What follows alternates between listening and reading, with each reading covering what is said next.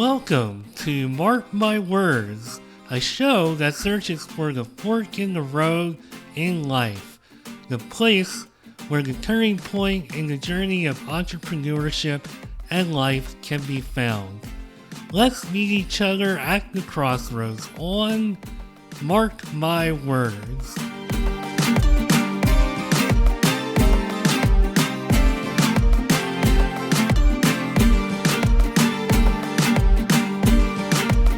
When I was 19 years old and I look back on my life, I'm 46 now, but man, when I look back on my life and I look at the person that I was when I was 19, because I was going to college and I was really just trying to find myself, had a lot of obstacles that I was trying to just battle in my own life. Very insecure, I guess, just trying to find myself. I sure as hell wasn't thinking about, or it wasn't even remotely on my mind to be an entrepreneur or pursue my own business. And it was a different world back in like 1998, 97. But not, I mean, I don't know. I am blown away by Drew Carmichael, my guest today. He's the founder of the Cultivator. That's his marketing agency. And he got started with his entrepreneurial pursuits at the age of 14 on eBay, flipping what is this even called? Sky keys? I don't even know what that is, but whatever it is, he and he was doing it. That is not something that I would have done at 14 or 19 or maybe not even at 30. But that's why I have Drew on the show here today. He has a remarkable story, amazing Great to be here. Thank individual. you. Yep, great to have you here. He's also from the land down under. I don't know if that's a reference that Australians Oh get yeah. tired of hearing, but well, in that case, he is a gentleman from Australia. Welcome, Oh yeah. Drew Carmichael, to Marc My Words. How you doing today?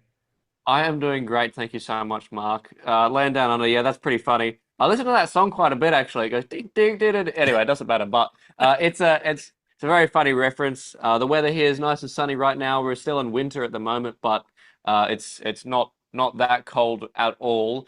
And look, it's great to be here. Super excited to run through a bit about what I do, a bit about what I've done, and also a bit about maybe even if there's any business owners listening in or watching in now on how they could scale their business. Just a few quick tips I could drop in at the end of the podcast, and then business owners can implement that straight in their business.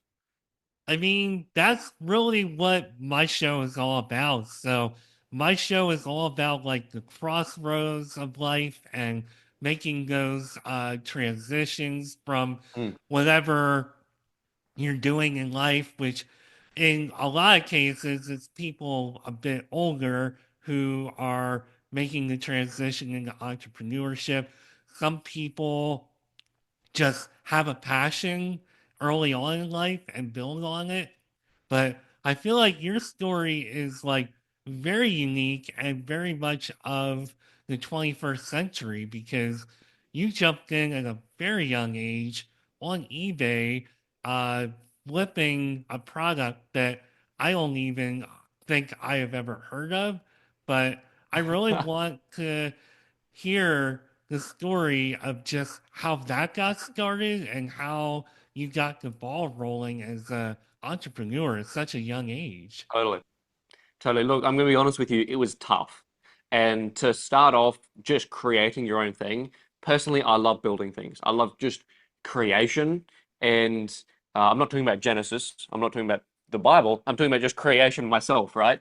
And the fact of the matter is that when I was flipping these products on eBay, essentially what happened was uh, in Australia, we have a Walmart alternative. So our equivalent of Walmart, which is called Coles and Woolworths, there's two competing companies.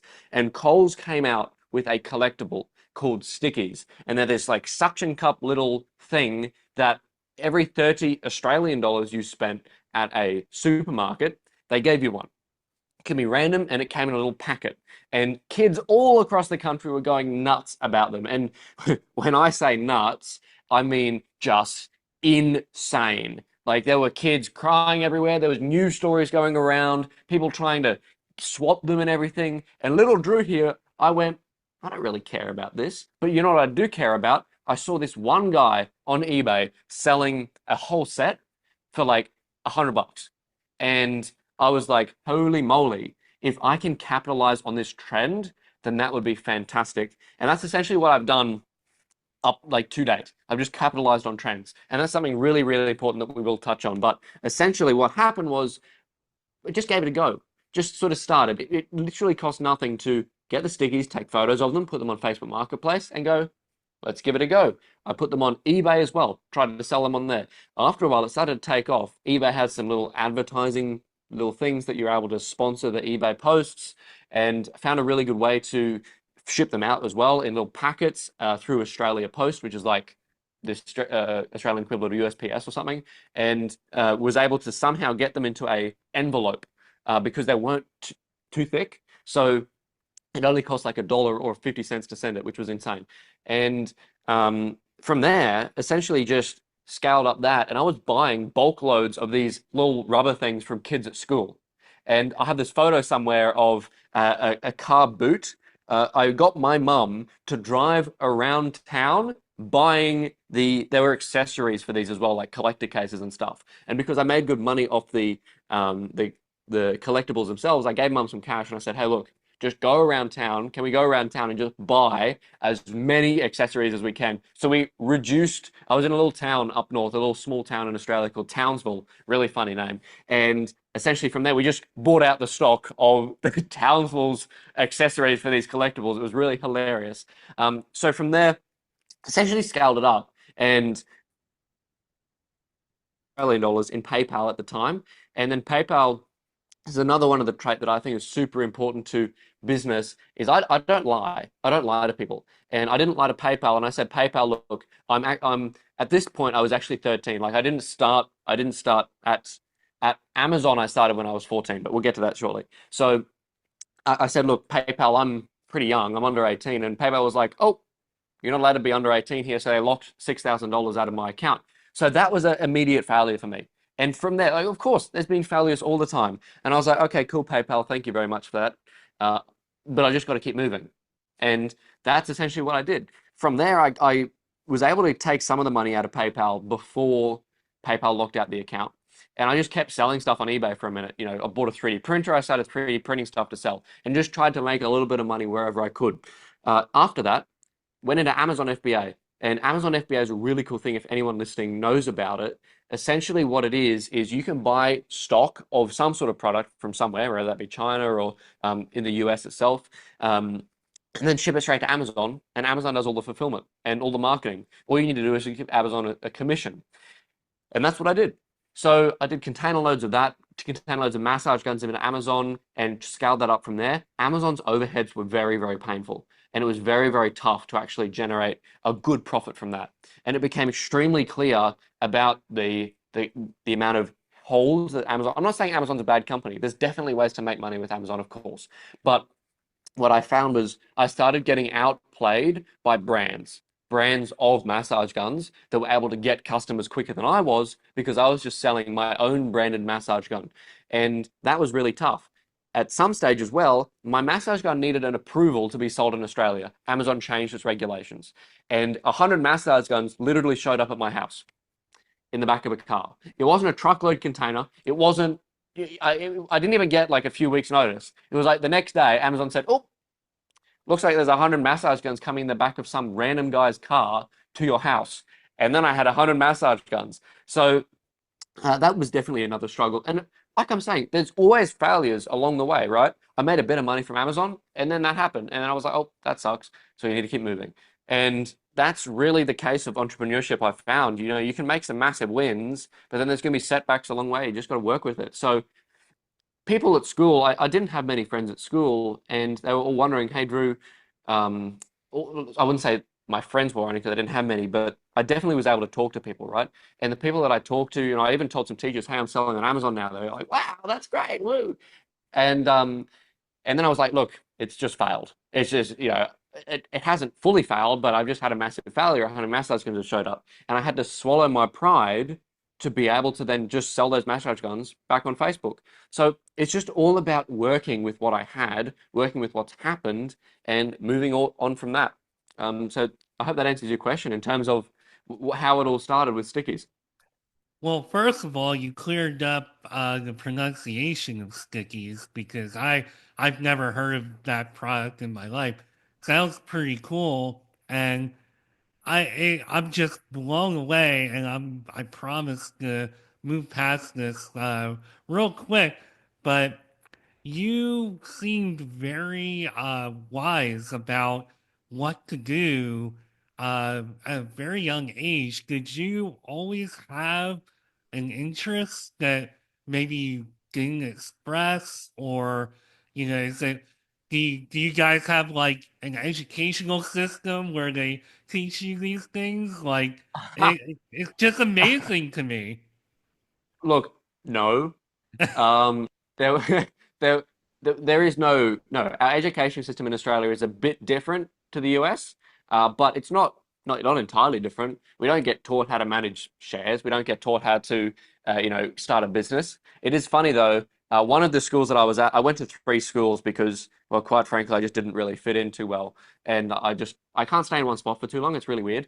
And one of the schools that I was at, they actually started up a business club in the last few months that I was there because of just how much I just kept trying to get people together to just do something business because quite frankly, all the business courses they teach at school, all those classes, all the curriculum is just not what it's like to run a business.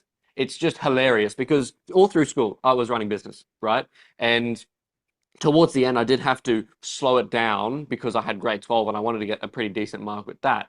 But which was tough in itself to slow everything down. But essentially, it was, I was sitting in class and I was talking. One of the accounting teachers I had was an accountant. He used to be an accountant. And we used to have this funny conversation that we were just laughing at the curriculum because it's just so randomly not what would actually happen in real life.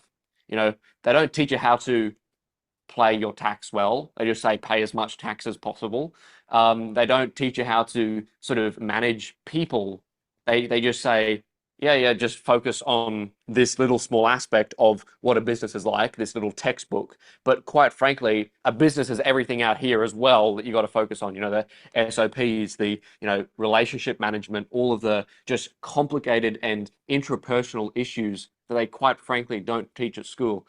And that's definitely was clear when I started the marketing agency because, as I said, I love building things. And running a marketing agency is so awesome because I don't just get to build my own businesses, but I also get to build other people's as well. And it really is so satisfying. And quite frankly, if I'm able to build enough businesses up and, build these relationships, it's just all creating this massive network of really, really happy people, people making a lot of money. And that is just what I strive for each and every day. And it's so different from school. Like nothing teaches you that. But I had that realization early on that I love building robots, and in school that they teach that in school. Great, awesome, but that didn't earn me any money. Yeah. And I was like, well, how can we actually make a difference to my life here? So the money making was right on the cards. All these things that you're speaking of, I definitely think the schools should really consider adding Mm, that to the curriculum while we're all still like in school. And I think it would help not only to empower students and make them think, kind of like the way you think, which is remarkable, but I think it would mm, just help in general with people as they get into the adult world. I personally, just listening to the way that you talk, I mean, when I was your age, I was just thinking about trying to get through college and playing video games and just goofing off. And some of that had to do with the fact that it was a little bit of a different era. So I sit here and try to just imagine what I would be like if I were, 19 years old today. And I have Mm, to believe that while I don't put myself in the category of intelligence that you're in, I definitely think that I would at least have had the drive to be like, okay, what can I do with all these resources and technology?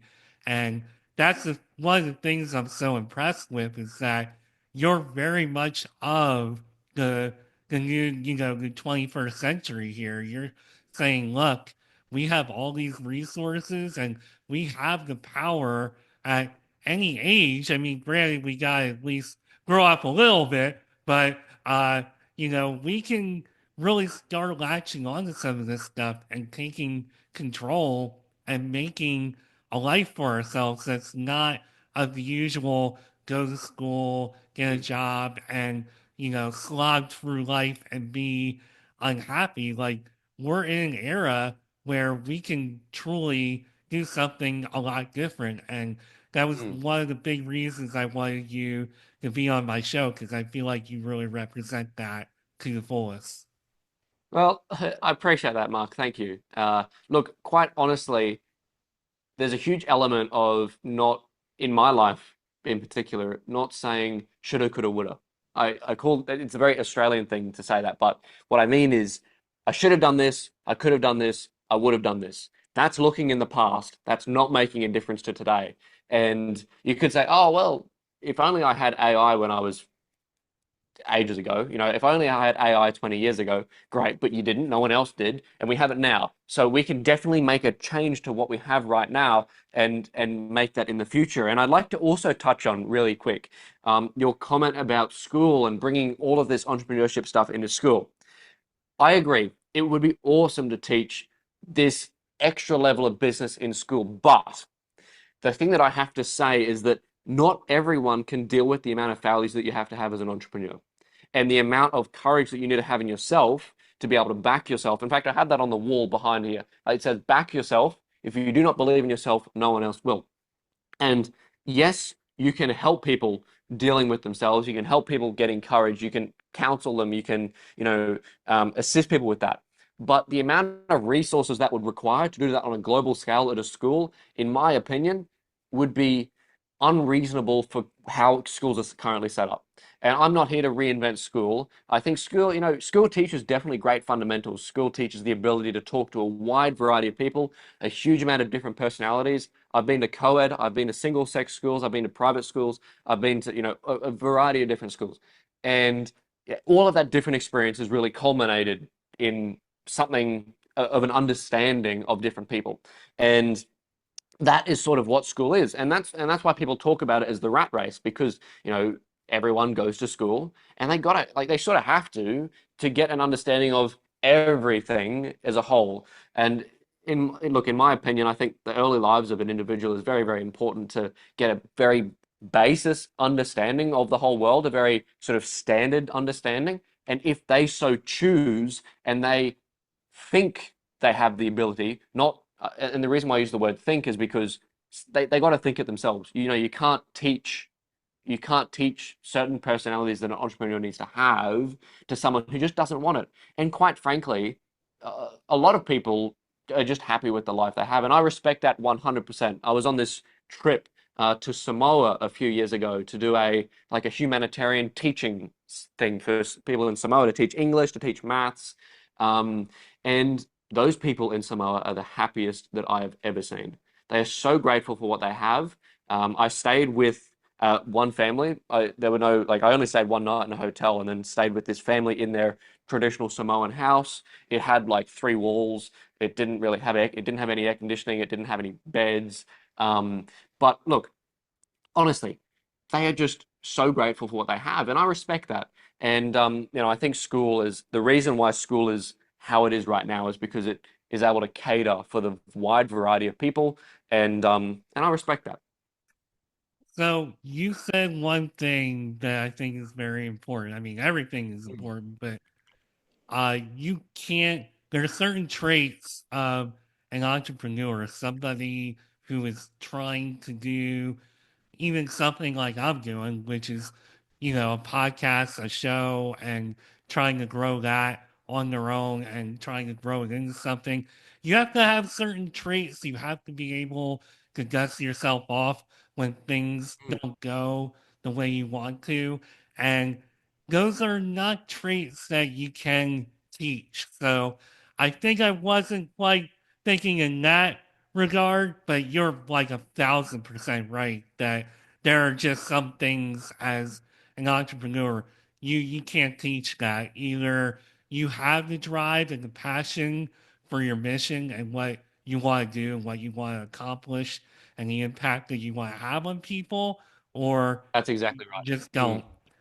Yeah, So totally. 100%. let's move. Speaking of living in the present, let's keep moving along here.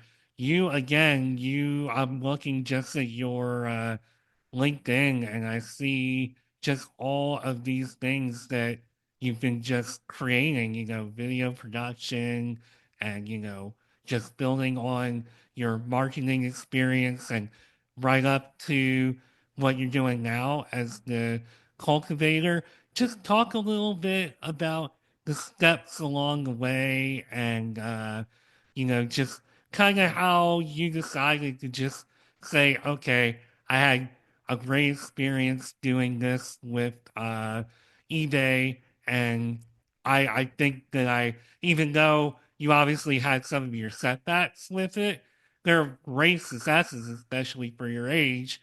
So, Mm. what was your thinking when you were like, okay, I want to do this and I want to do this, and just leading up to now? Yeah, look, it's funny, there's been a lot of setbacks and I love learning and that's been really, really important. But after eBay and after Amazon, it was like, look, we gotta expand, and by we I mean myself and a Filipino VA. And I was like, look, we gotta go out of this Amazon. They're taking way too much margin. I would really, really like it if I could just build a brand myself. And that is what led me into Shopify. And that is sort of what started this whole new level of having a Shopify company, a couple of Shopify companies, and then expanding into a marketing agency that builds that for people. And the amount of learning that I've gone through in this journey is insane. And that's what someone got to realize. If you don't know how to do it today, that's cool. ChatGPT exists, YouTube exists, and Google definitely exists. So there's so many different opportunities that you can learn for free on just how to.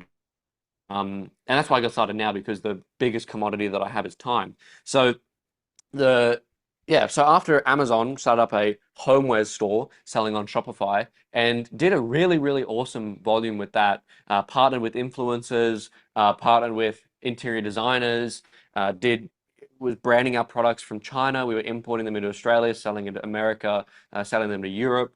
And those it was selling also some of our trending products were those universe projectors that girls really liked with the lasers and the starry, universe projectors. There were sunset lamps that sort of project like a sunset on the wall. Those were two of our biggest sellers. And then right behind me here, this was also one of our biggest sellers, the Tree of Light. It's a speaker, charger, light that essentially was a great seller, and the amount of volume we did through that was really, really awesome. But yeah, that was a great success, and I saw definitely the potential in being able to create your own brand. And quite frankly, that's what the biggest that is what a business is these days, creating brands. Like, people trust Amazon because Amazon has very, very quick shipping times, and they've created a brand around that, and they have everything from A to Z. That's their slogan. And people trust LVMH with all of their and LVMH, I'm pretty sure, is one of the biggest companies in the world at the moment.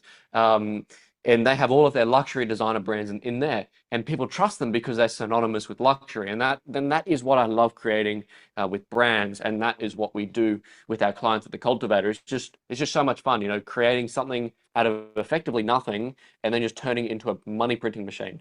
And that is just where we're at now. So we essentially all of the skills that we've learned, and we brought on a team that most of our team as well has managed the business themselves. So we're able to just have that business owner experience in our agency, because running all of those businesses myself, especially since I was a younger guy when I was running those businesses, and obviously still am, I've been burnt by agencies before because people thought they could take advantage of me. And that is something that I've definitely grasped those learnings. And I essentially gone, well, I'm never going to do that again. I'm never going to treat a client like how they've treated me.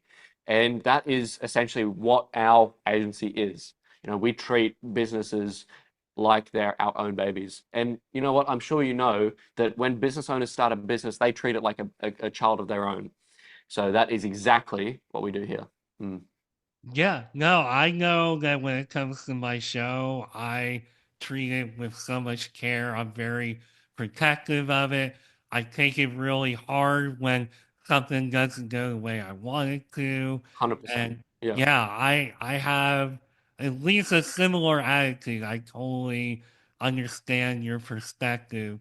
One thing that I'm curious about is, Mm, so I know that you've generated some pretty decent income off of these things that you've been doing. And hmm personally, for me, if I were in your shoes, I would be like, dancing all around Florida over it and would be over the moon. But you carry yourself in a way and have just been so immersed in this uh already for like a pretty good fraction of your life, and you just seem like you're really just about what you're doing and trying to make things happen. So I don't know if you also, when things started to really click and you were earning, if that evoked a lot of excitement, or if you were just like, boom, no, this is what we're doing. My eyes are on the prize. Let's keep going. Like, how do you handle that, especially at this point in your life? totally, Mark. Yeah, look, I always have to focus on the small wins. I always have to focus on every win. And that is really important because since things can go wrong and the human nature, the human the human feelings typically focus on the negatives. And you have to just be super careful to just go, you know what? That is a learning curve. We need to move on. And look, I understand keeping your eyes on the prize 100%. I do have a goal. I do have something that I'm working towards, and I obviously want to be able to travel the world comfortably. I want to be able to, and by I mean comfortably, I mean comfortably, and have a nice house overseas somewhere or something like that. And quite frankly, all of the clients that we have right now, by extension, I'm representing them. I'm representing our relationship. So I can't go out, and I wouldn't choose to either, go out and flaunt things. I'm not a guy that would post photos of Lamborghinis that I've hired or something like that on my Instagram. That's not me. That's not what we stand for. And I'm representing everything that I'm running. And that is just not our ethos. And quite frankly, our clients are bigger than that. I'm not trying to target clients that are, that just want a crappy lifestyle, that are just wow, after the nearest hit. And that's why people post on Instagram about those, flaunting the money. They're targeting a different demographic than I am. And clients at the stage that we're looking at is they respect others' success and they don't need to be reminded of it 24/7. So, they quite frankly, it's not me to be able to go out and do that stuff. But of course, in secret, there are definitely things that I'm able to procure and purchase and stuff like that. But it's not me to go out and flaunt that money. And look, if anyone's listening to that as well, trust me, if you're able to be super humble and super just down to earth and treat every single human being, no matter who they are, as a human being and respectful and just down to earth, you'll reap the benefits so quickly. Um, People ask me if I've had any mentors. No, not really. I haven't paid any mentors. You just got to treat everyone as if they're a human and just grab the advice from them, do what you want with it, take their advice as a grain of salt and replicate it. And I find if you're showing off all the time and just being just just throwing random stuff out there and trying to make yourself look better than you are or trying to, paint a crude picture of yourself or a, show off as some would call it, those people aren't going to approach you. And that's exactly what I don't do. Well, I'll tell you what, I'm 46 years old, And I can't say that I've ever really had a mentor in my life. Mm. I mean, there's people as I've gone along in my journey where they've supported me and I've been able to bounce some things off of them, and their support in general is very meaningful, and you do get something out of that. And I know every single episode of this show that I do, I get a lot out of, but I don't consider that mentorship. I have always been like very resourceful, and I know that that's something you can relate to because you're super duper resourceful. So I feel like that's like a very, you speak about traits you can't teach in school.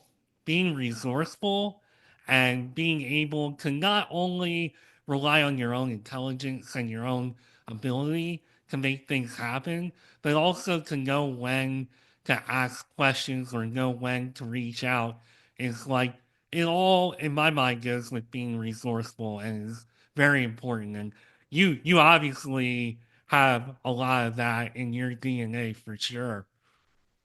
Look, I would say, there's there's never a bad time to reach out for assistance, but you got to always take people's advice with a grain of salt.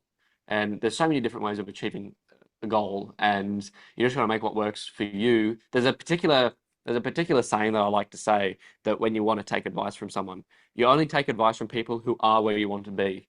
There's no point trying to ask for I don't know, the plumber downstairs. If you don't want to be, look, if you want to be a plumber, take advice from plumbers, right? But if you don't want to be a plumber, then why would you take advice from a plumber? So maybe if the plumber's earning a good amount of income, and then you're like, oh, I really want to earn that income, ask the plumber, hey, what did you what did you do to earn that amount of money? Great. Or what have you done in the last week? I don't like focusing on money questions. I don't like asking people, hey, how much do you earn? Or, what money did you get? Because that, in my opinion, is a little bit rude. But, ask them questions that are a bit more subtle, a bit more personable. And as I said, treat everyone like a human being. Even if you don't want advice from them, still let them tell you their advice, because then maybe they'll be able to, just refer you to someone else, or maybe there will be a golden nugget in their advice that you can take advantage of. But, as I said, just build your network of relationships as far as you can, and the most unassuming people will probably have this random connection that will do you good, which is definitely what's happened to me a fair few times. Okay, so again, you're somebody who is, building themselves up and doing incredible work at a young age, and you're also probably crossing paths with people like me, a little bit older. How long does it take for them to get over like either just like it can go either way. It can be like the all that I had where I'm just like starstruck by you, or just the, oh, they're too young or whatever. I have to imagine you're a very, very bright person. I can't imagine it would take them long, but would love to hear Yeah, your look, experiences. yeah, totally. Look, I mean, all girls are starstruck by me. No, I'm kidding. But no, but no, that's a lie. Um, look, I said at the start of the podcast, I don't lie. I just lied to you. That's crazy. Look, quite frankly, if people can't get over the fact that I'm 19, that's their problem. We've generated great results for clients. We've gotten great results for us, and I've had, as I'm sure, the way that I found you was on Podmatch, and there's a lot of people that sort of just say, oh, we don't feel like you have enough experience for a podcast. We don't think you're worth it. And I'm like, okay, cool, you can get stuffed. So it's just a matter of moving on. Like, there's how many billion of people in the world? Subtract a couple of billion that I probably can't communicate with. But it is what it is, and you just got to make the most of who actually embraces you, and that's what I do. So you'd be surprised if the way that I get in contact with a lot of people, I don't reach out myself, because if someone I do like being 100% honest about my age, but if I reach out and say, "Hey, look, I'm a 19-year-old," when I'm trying to do a business transaction, typically what happens is if it's through a referral, they go, "Hey, Drew, sorry, hey, fellow person, Drew got us this incredible result, made us a bunch of sales. They go, great, I'd love to chat with them. And I go, look, and then I say to them, look, I hope you don't mind, I'm 19, but you know, if that changes their judgment, great. Then they're not someone that I should be working with. But the reason why I put that directly on the platform that I got in contact with you is just because I think they should just know. Like it's not an issue for me, quite frankly. And if they don't want to partner with someone who's 19, then they can get stuffed. So just talking a little bit about Podmatch and my reaction when your message hit my inbox, I was like really excited. I was like, man, oh man, like dude, what a brilliant uh idea, or concept or guest to have on my show because again, my show is an entrepreneurial show where I'm talking to people about their journey, their path, and there's like a billion different stories, a billion different ways of becoming 100%. an entrepreneur. And Mm, some of the stories are a little more mind blowing than others, like yours, and will appreciate it. at least blow me out of my seat, which I'm surprised I'm still sitting in. But I mean, that for me is, and it could depend on like the niche or the theme of their show or whatever, but 100%. I would never.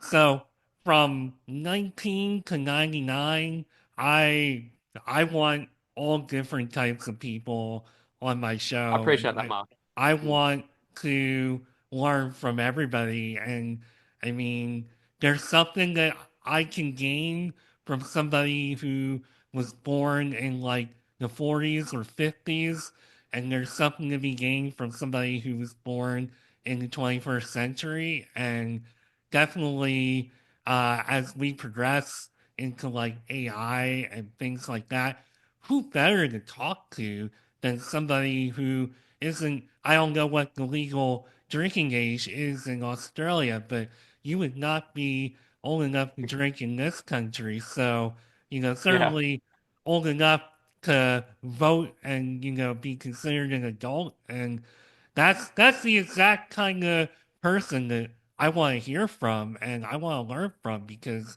I'm getting older.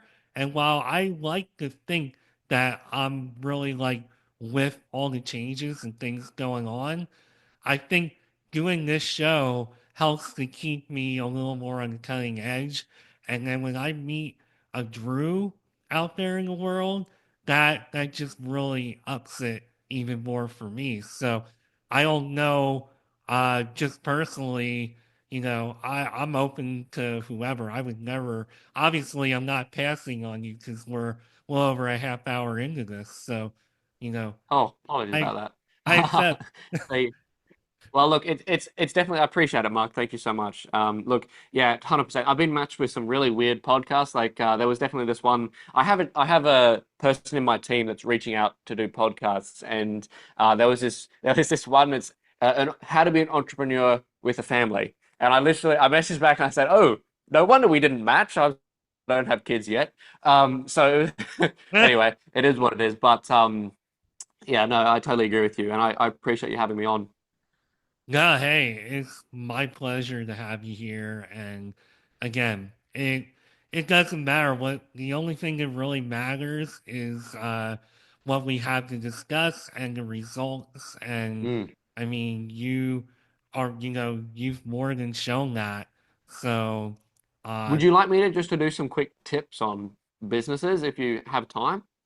yeah, we have time. I mean, again, I don't necessarily want to do. I could do a 2 hour show with you easily because 100%. you're absolutely brilliant. But Mm.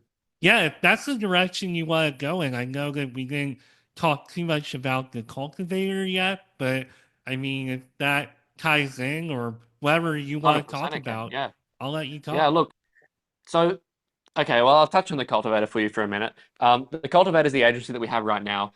We focus on generating sales for ecom businesses. We have two wings. Focus on generating sales for ecom businesses and also generating leads for lead-based businesses. So we've had clients across so many different industries that we've just worked with, as I said, treated them like a child.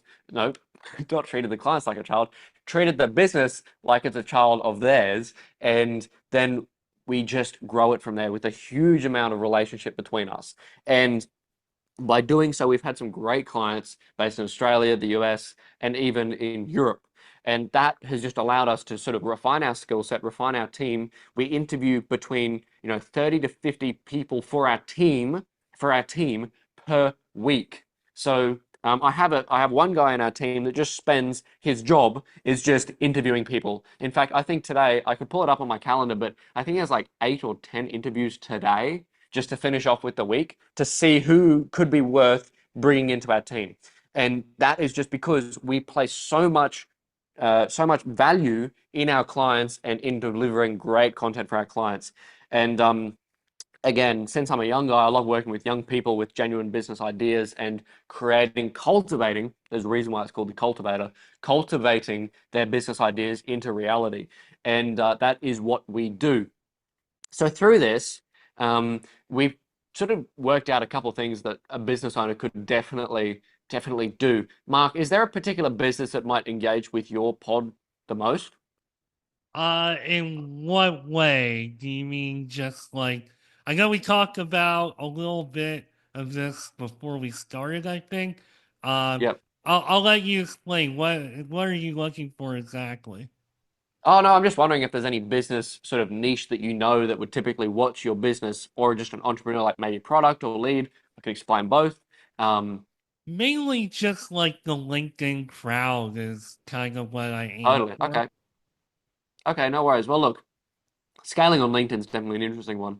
I've spent quite a bit of time growing a LinkedIn connection base, but look, honestly, the growing on LinkedIn is sort of important. I find that a lot of the messaging on LinkedIn is sort of scammy. I don't do cold outreach on LinkedIn. A lot of people recommend it, but I find that you know, creating a genuine connection and then genuinely just reaching out to a person if you're interested. But most of our clients we find through organic methods like SEO or paid ads for growing an e-commerce store. So if someone wants to run and sell products, or if they have an existing store with a storefront, this could even be to the extent of a vineyard that sells wine, or they could be selling cars, or they could be selling some sort of asset, which we chances are we've worked in your industry.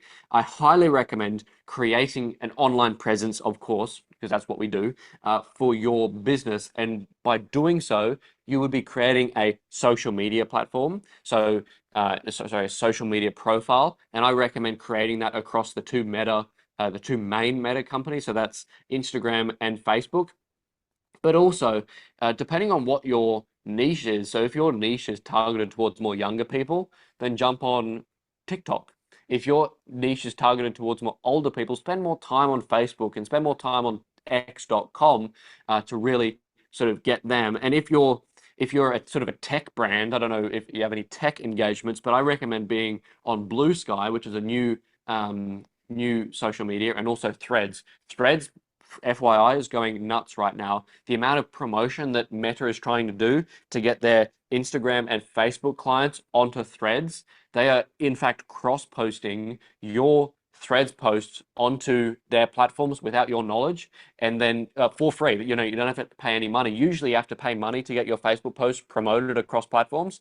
Um, Meta is doing that for free for Threads posts. So if your Threads post gets really good engagement, I've had a few thousand likes from a Threads post that just has like 5 words, just because Threads is reposting Threads content onto their different Meta platforms. So look, the reason why I say social media is because that is sort of where brands get their brand awareness from.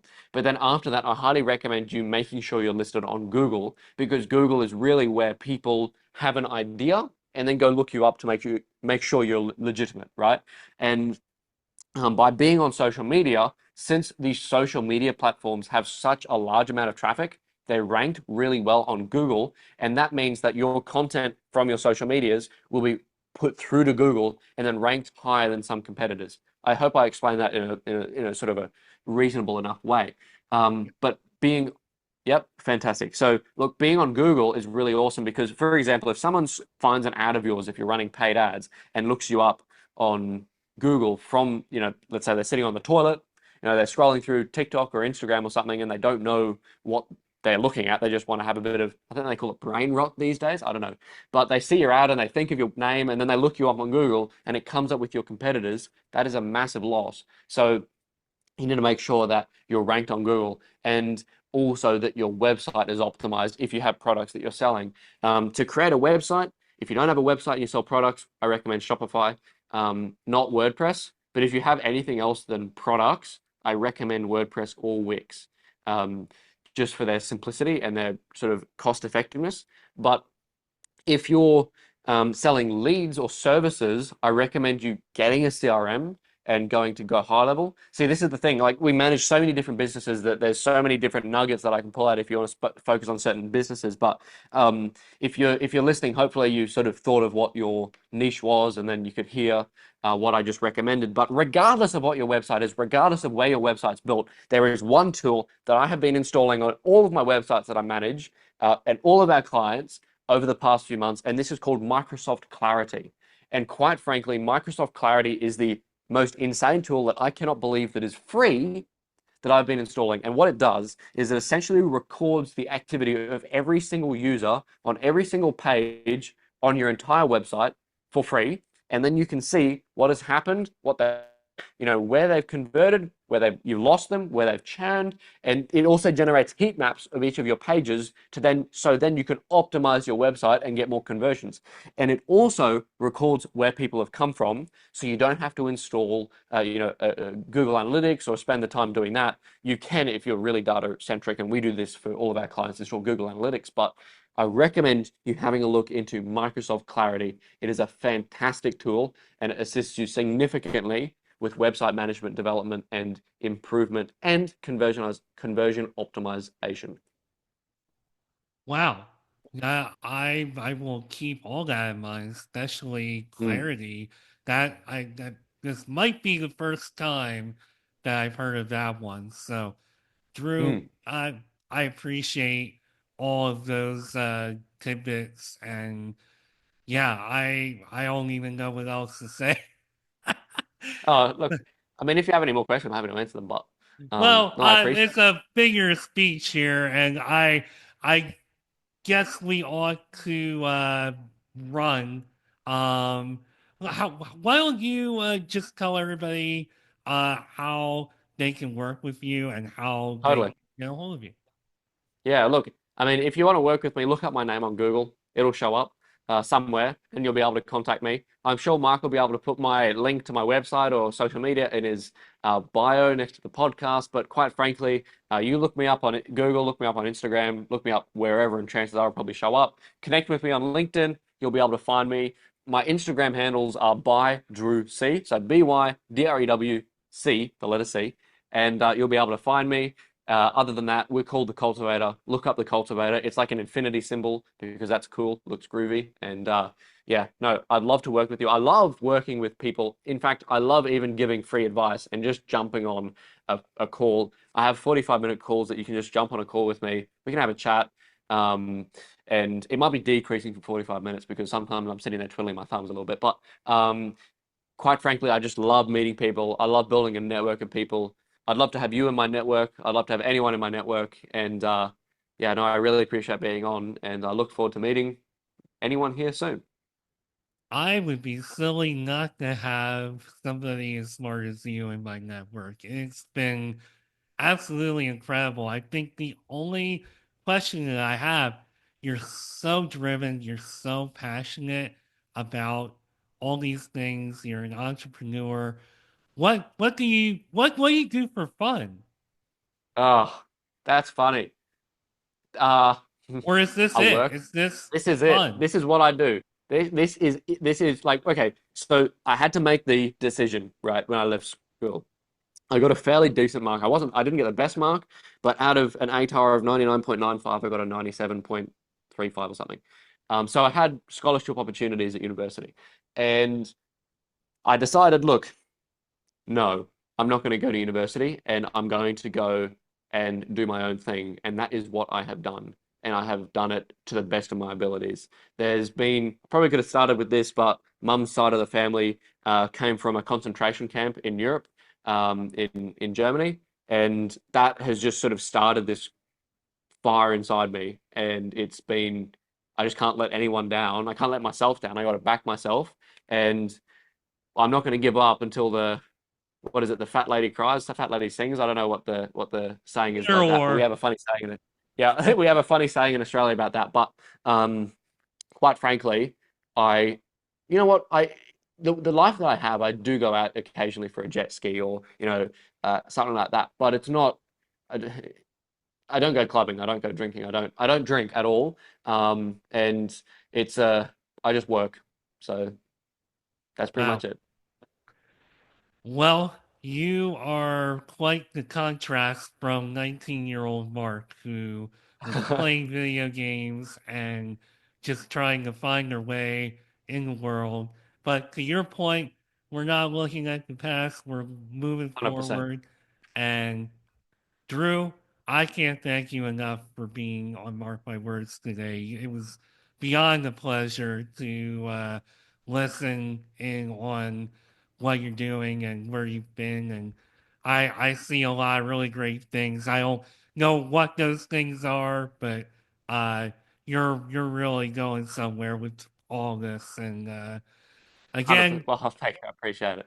Again, this was Drew Carmichael. He's the founder of the Cultivator. Uh, has traveled quite a journey in his life already. And I'm Mark Schmidt, and this is Mark My Words. Thank you for listening, and I'll see you soon with another episode. Bye for now. Thank you.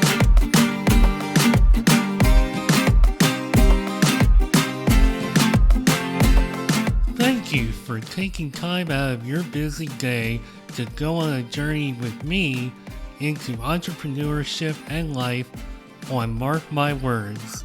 If you would like to learn more about me and the show, you can find me on LinkedIn at Mark Schmidt or connect with me on Instagram at Nimrod79. Video episodes of Mark My Words, as well as other content, can also be found on the Mark My Words YouTube page.